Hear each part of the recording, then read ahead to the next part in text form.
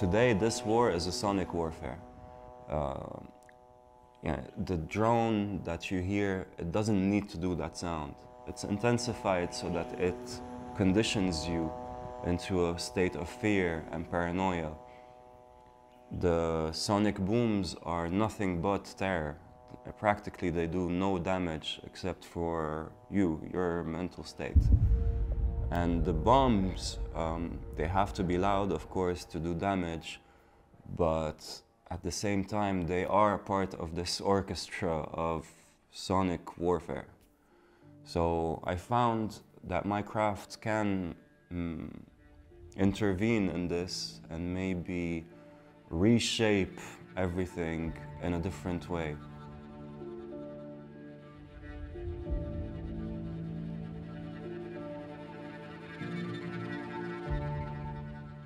I'm a Lebanese sound artist. I'm a film graduate, and I work in the field of arts and museums and performances. I live in a neighborhood that I came back to. I've spent all my childhood there and then left, even left the country, and then I came back to it.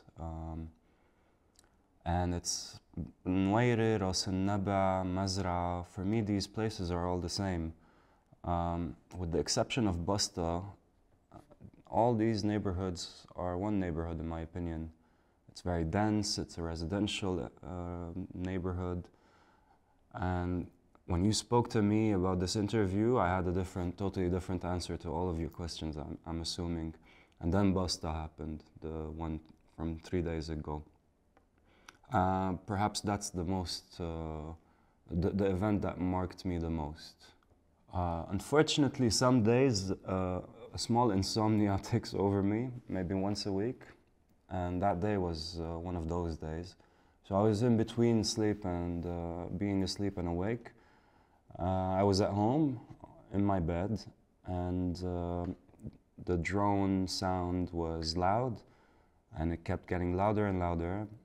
And then the rumble of the airplane and what's called like screeching or tearing up the sky, I heard it, and then I heard the low rumble, and then 4 blasts.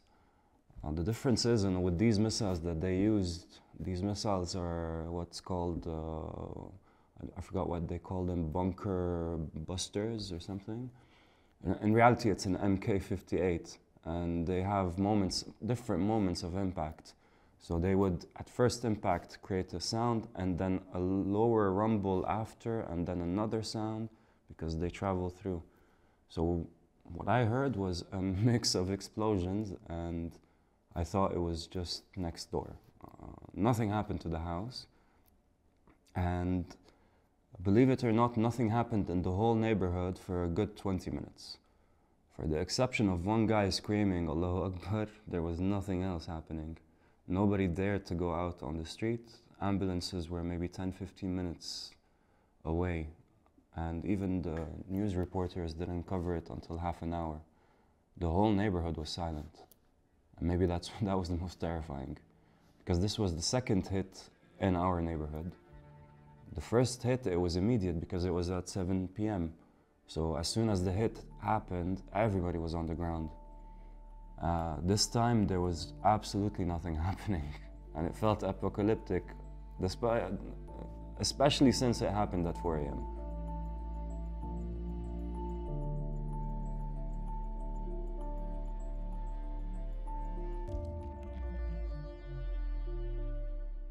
I feel like sound is at the core of this war, and sound design and field recordings are something really interesting to me today. And they made me revisit what I can do and what I want to do. I have some radio shows that will be out soon, and they all speak about the soundscape of Beirut today. And it introduces the outside world to what we're hearing, what we're going through. Most of these radio stations are internet radios. They broadcast for an entire international audience.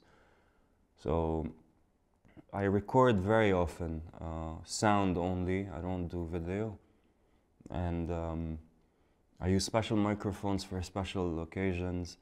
and I try to collect as much textures as possible. And thankfully, we're not deprived of new textures. Every day there's something new.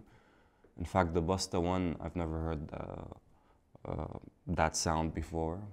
As every sonic boom is unique as well, depending on where you are. So I just keep on recording as much as possible, try to archive properly, and then analyze and treat these sounds with effects, or just arrange them in a way to tell a story. But I feel like there's a lack of documenting in an artistic way on the war. And we've been talking about this between friends often.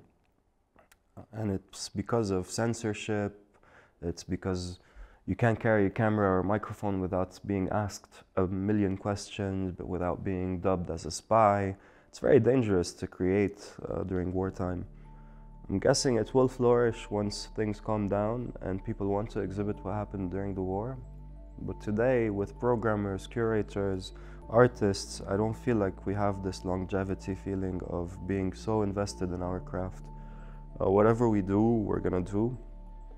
And then maybe we're gonna regret not doing so much.